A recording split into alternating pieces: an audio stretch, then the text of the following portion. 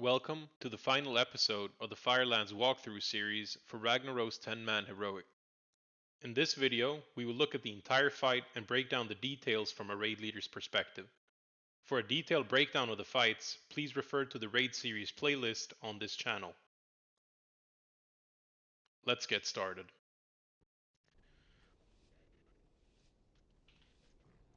Yes, can BBO go to the boss please so I can reach him?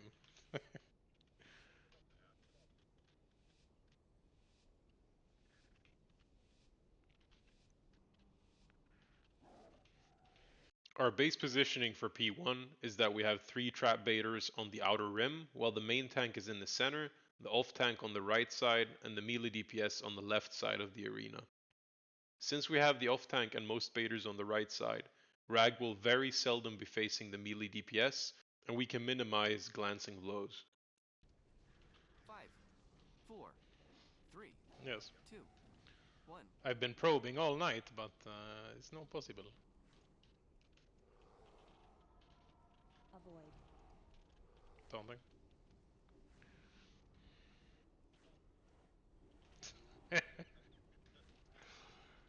You're just enforcing the rules, aren't you? 5, 4, 3, 2, 1. As a raid leader, I personally don't call out a lot of things during phase 1, since it becomes pretty mundane after some experience. What could be called is the timer for magma traps, since the placement is crucial for your success, as well as the lava waves to aid the trap baiters slightly.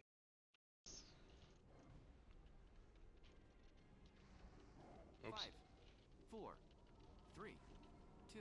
In general, I would also recommend calling out tank swaps during this fight. The healing profile is rather spiky, and calling out tank swaps will help your healers in prioritizing their spell usage. Oh, bro. We do. Avoid. Middle blow. Let's do right side shorts or something. Doesn't fucking matter. Just go right side short. Going into the first intermission, we have a pre-planned a few things which are left unsaid in this video. We're always sending our quick bursty classes, such as Ret and Ellie Shaman, towards the side which is being called as short. As a raid leader, I try to call out the side with the highest add density as short.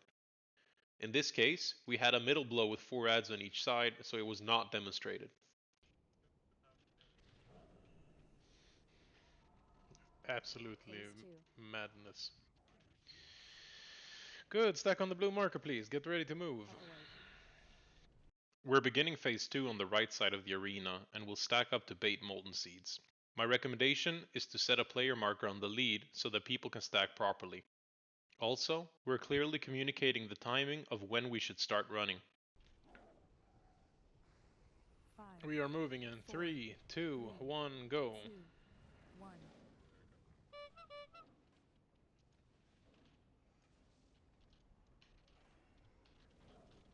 Get ready to spread. We're spreading quickly this time, okay? Spread now.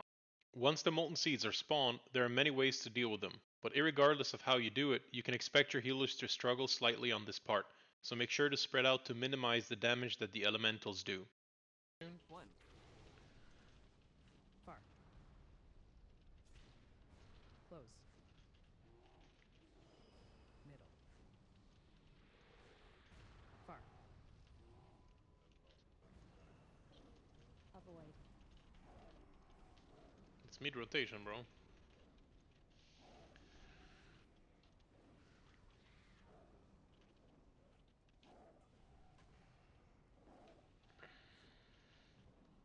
We're getting ready to move, everybody. 4, Moving in 3, 2, 1, go. 1.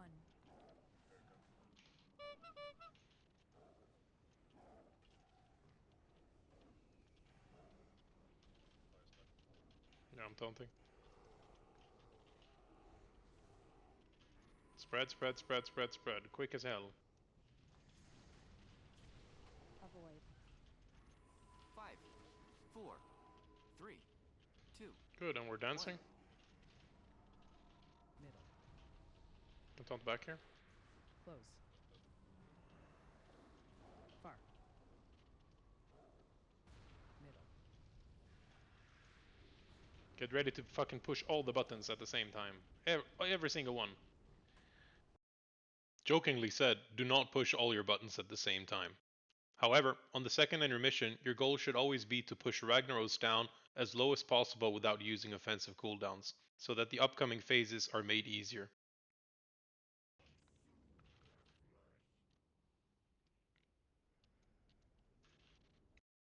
During the second intermission, we're dealing with the mechanics in the same way as in the first intermission, and we're also capturing the furthest elemental with our rogue. He will chain CC the elemental and get it down to low HP so that we can kill the lava scions before the next phase starts.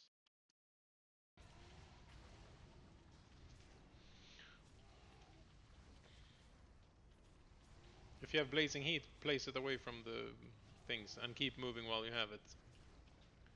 You can bubble that if you want, Judgmental. 7 seconds. 6, 5, 4, 3, 2, 1, go. You take both, BB. Bloodlust, Bloodlust, Bloodlust, Bloodlust. If you're still progressing this fight, this is the starting point of where the fight gets interesting. We'll quickly use all offensive cooldowns and Bloodlust with the goal of pushing Rag to 10% within 90 seconds when the second meteor spawns. Everybody who's not a melee DPS, go stack on BB on the right side, 5, please. 4, 3, Get ready to dance. 1. Close. After the dance, everybody stacking on BB side, except for the melee DPS. Here, we want the range DPS, healers and tank to stack on the right side and the melee DPS on the left side. The reason for stacking is so that we can control where the meteor spawns and easier manage it while pushing to 10%.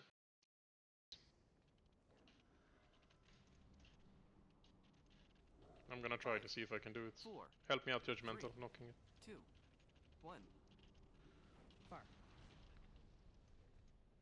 Yeah. Close. Middle.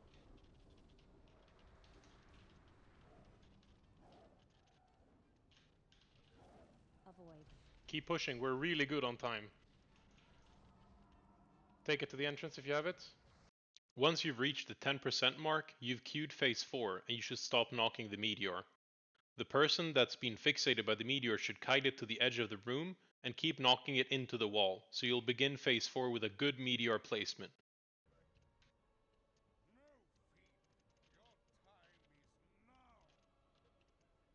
Good, we're stacking on green for heals, guys. I'm innervating you as well, Meek. Keep knocking now, keep knocking.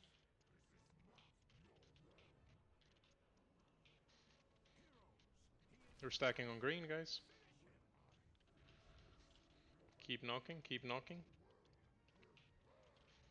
Once Ragnaros has emerged, you can pop a raid cooldown to mitigate some of the damage taken from his superheated mechanic before the frost patch spawns.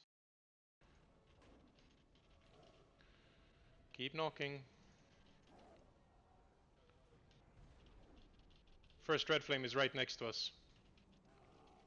In a scenario like this, where you have a Dread Flame under the frost patch, instead of doing what's shown, simply step out of the frost patch and dip in to reset your stacks once the Dread Flame is cleared. As a raid leader, you can help your firefighter to find the Dread Flames by having key-bound whirl markers and placing them for quick identification. I'm moving out for the route soon. Can you take the boss first? Yes. Next fire is over on green. Keep knocking it. Do not let it go in. A common mistake observed during pugs and progression occurs when the first roots spawn. Since the first roots and the second frost patch spawns at approximately the same time, many groups let the meteor go into the frost patch while Rag is being trapped on roots. You want to delay trapping the meteor until the roots are done, so that you can channel all your damage into Rag while he's taken increased damage, and freezing the meteor after the damage amplification is over. Good. Only worry about the fire, Eyebeard. Only fire matters for you.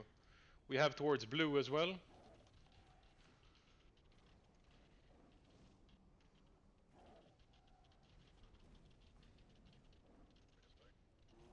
Swapping.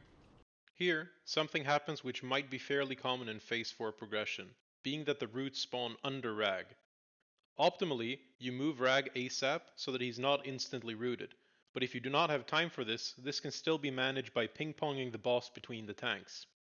What we do is that the tanks spread to opposite sides of the rooms, roll big defensives, and taunt between each other so that Rag chases the tanks and cannot reach them with empowered sulfurous. Tanks will take a lot of damage from superheated, so make sure to use defensives and potentially even some externals to stay alive.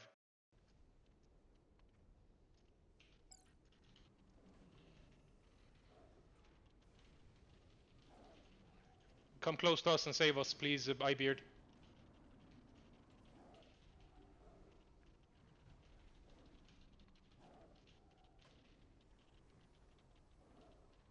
We just need to get the boss down soon. Taunting. Use your health stones, everybody.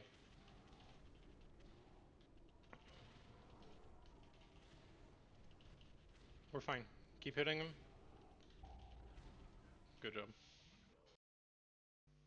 Thank you all very much for watching. For a detailed breakdown of the fight, please watch the Firelands raid series on this channel.